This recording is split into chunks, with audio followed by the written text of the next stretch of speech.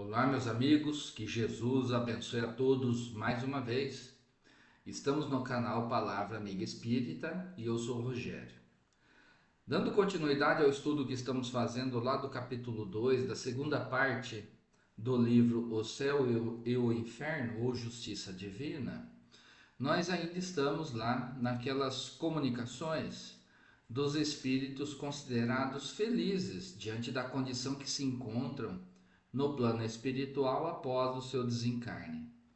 Vamos falar alguma coisa, abordar aqui essa parte onde ocorreu a evocação do espírito identificado como Samuel Felipe. E é muito interessante aqui as colocações que Samuel fala a respeito da maneira, da forma como ele se encontra no plano espiritual. Kardec inicia essa parte identificando Samuel, nos mostrando como ele era, né, a postura que ele tinha quando estava encarnado. E diz que era um homem de bem em toda a acepção da palavra. Ninguém se lembrava de vê-lo cometer uma ação má, nem fazer mal voluntariamente a quem quer que fosse. De um devotamento sem limites pelos amigos, estava sempre certo de encontrá-lo pronto para se tratar quando se tratava de prestar serviço, fosse mesmo às custas dos seus interesses. Dificuldades, fadigas, sacrifícios, nada lhe custavam para ser útil e o fazia naturalmente, sem ostentação, admirando-se de que, por isso, se lhe pudesse atribuir um mérito. Interessante, né? Ainda descreve mais qualidades a respeito da postura do senhor Samuel Felipe, a maneira como ele se relacionava com o próximo. Então demonstrava que era uma pessoa boa, ou se esforçava para ser uma pessoa é, que tinha o desejo de colocar em prática na sua vida, no seu relacionamento, os ensinamentos do Mestre Jesus, conhecedor do Espiritismo que era o Samuel Felipe. Morreu em dezembro de 1862, com a idade de 50 anos. Novo, não? Em consequência de uma dolorosa enfermidade. Sinceramente, lamentada por sua família e alguns amigos. Foi evocado diversas vezes depois de sua morte. Então nós vemos aqui que o Samuel, mesmo sendo uma pessoa devotada aos amigos, uma pessoa que se esforçava em fazer o bem sempre, né? Não deixou de estar submetido a situações difíceis aqui na sua jornada. Tanto que a enfermidade que o levou ao desencarne, ainda muito jovem, com 50 anos, em 1862, foi uma enfermidade muito dolorosa, segundo consta o texto aqui. Então, num primeiro momento, o senhor Samuel foi evocado lá na Sociedade Espírita de Paris, e quando ele se apresentou, ele dizia que ainda estava muito sonolento, ora achava que estava sonhando, depois já tinha vontade de dormir de novo, mas não era assim um sono perturbador, era algo assim que o deixava feliz diante dessas sensações que ele estava sentindo após o seu desencarne. Segundo o que ele nos relata, ele chegou a ver os amigos ainda que estavam velando o seu corpo, os amigos que falavam bem dele, que conversavam a respeito dele, que oravam, a sua esposa também agindo dessa forma, muito chorosa. Ele chegou a ver, chegou a presenciar, mas era como se fosse um sonho para ele. A sensação que ele tinha é que ele estava sonhando. Então nós vemos aqui esse período que o Espiritismo chama de perturbação. Para cada espírito é de um jeito, né? Nós estamos analisando aqueles espíritos considerados felizes, ou que se esforçaram em ser uma boa pessoa aqui na Terra, né? Suportando as dificuldades com honradez, com boa postura. Então, o desencarne, o retorno à pátria espiritual desses espíritos, cada um é de uma maneira.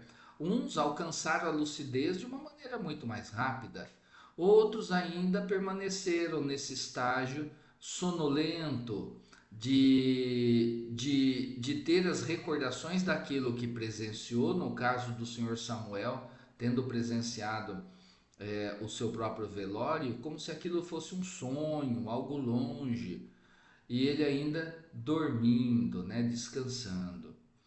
Na sequência, ele mais recobrado da sua condição, mais equilibrado em seus pensamentos, ele dá bastante detalhe em relação à sua maneira, como que foi o seu retorno à pátria espiritual.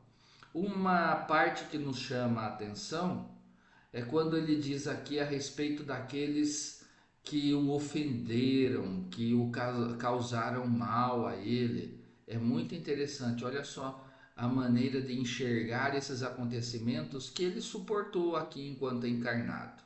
E ele disse assim: ó vós que me fizestes sofrer na terra, que fostes duro e malevolentes para comigo, que me humilhastes e me enchestes de aflição, cuja má fé frequentemente reduziu-me às mais duras provações.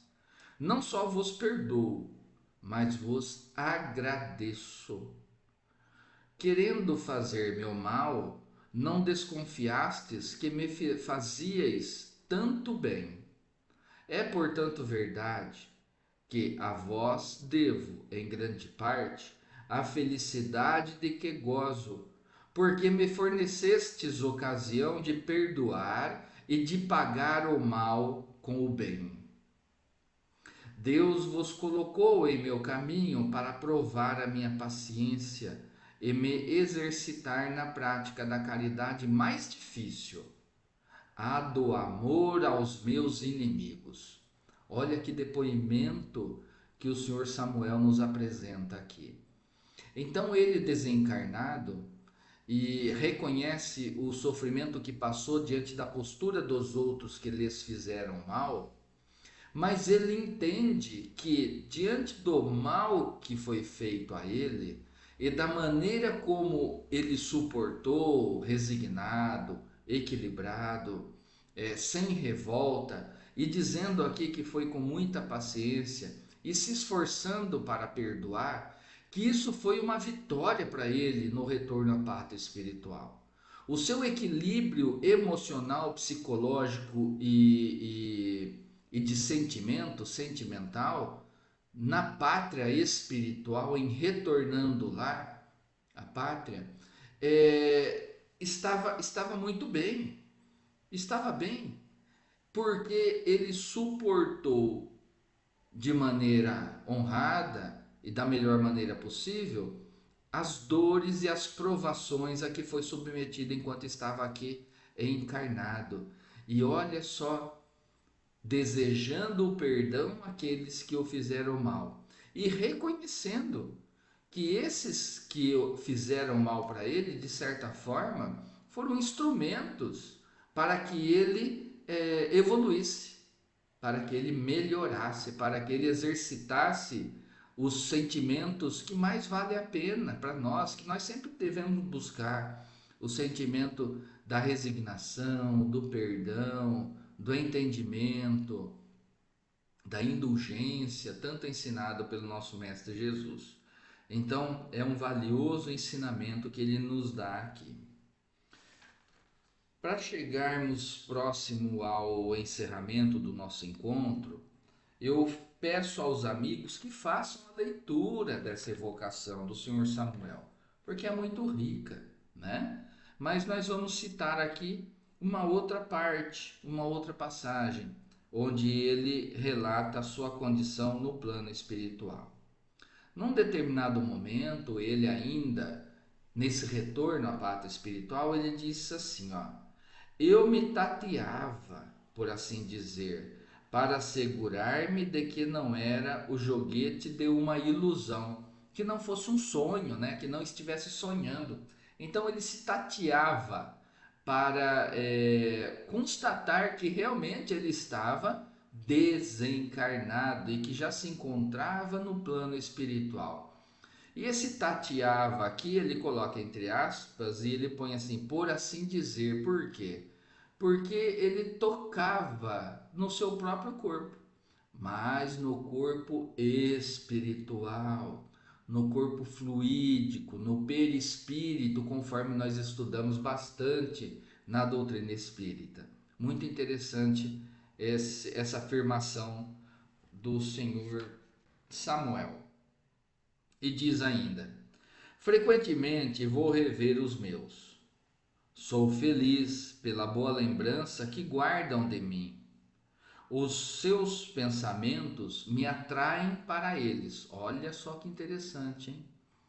Os pensamentos dos familiares e dos amigos que permanecem na experiência material os atraem o ente desencarnado, o irmão que se encontra na pátria espiritual. Ele nos revela isso e diz que fica feliz por rever, por estar com esses entes queridos, pela boa lembrança que eles guardam.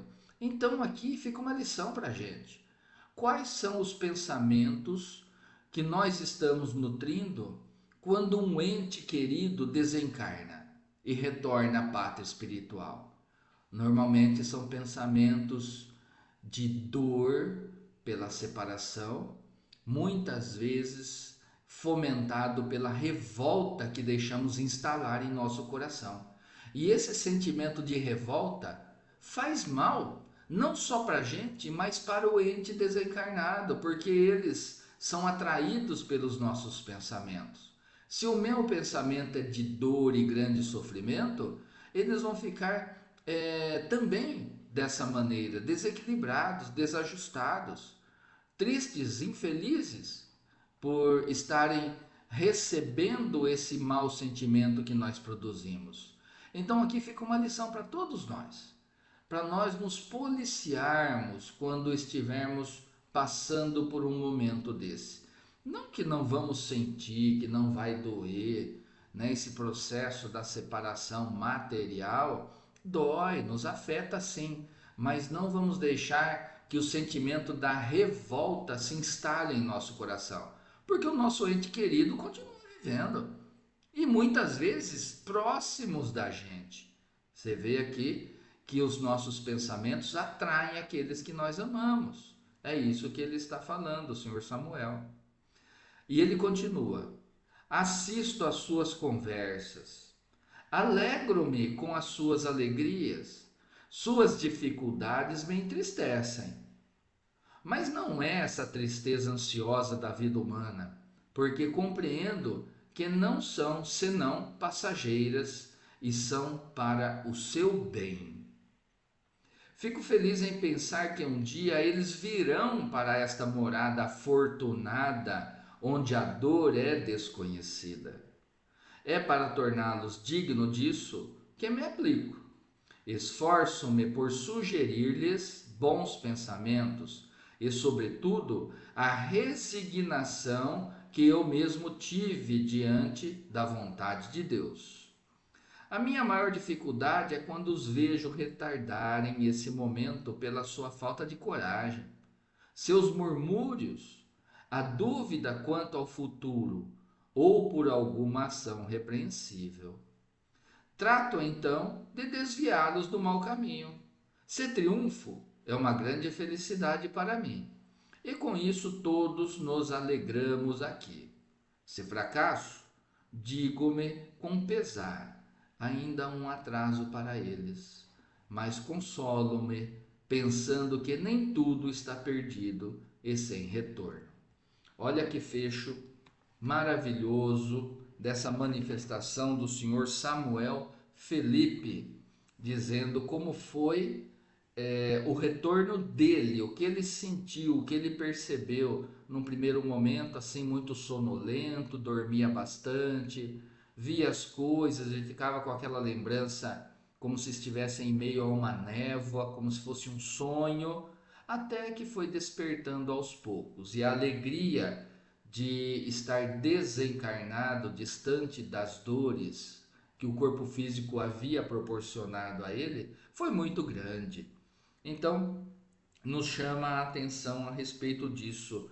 E a presença dele em relação aos entes queridos e amados que permanecem aqui na Terra, na existência material. Então, isso significa que nós somos auxiliados pelos nossos irmãos, nossos parentes, nossos amigos que já desencarnaram, mas que estão numa condição de equilíbrio, né? Que estão numa condição de poder ajudar. Então, aqueles que estão assim, que cultivaram aqui um bom sentimento, que enfrentaram os desafios da vida com coragem, resignação e fé, se encontram de uma maneira feliz no plano espiritual e têm condições de auxiliar aqueles que permanecem aqui na existência material. Muito interessante isso. E os nossos pensamentos nos influenciam, tanto o pensamento doente desencarnado em relação aos encarnados, como dos encarnados em relação aos desencarnados. Daí, diante desse conhecimento, a importância de tomarmos um pouquinho mais de cuidado com o tipo de pensamento que nós estamos cultivando nos momentos de desregramento, do exercício das paixões, nos momentos de revolta, de rebeldia e não aceitação das realidades da nossa vida. Fica aqui então as lições que esse irmão passou para nós, para que a gente possa refletir sobre a nossa conduta diante do nosso próximo. Meus amigos, então, até o próximo encontro. Tchau!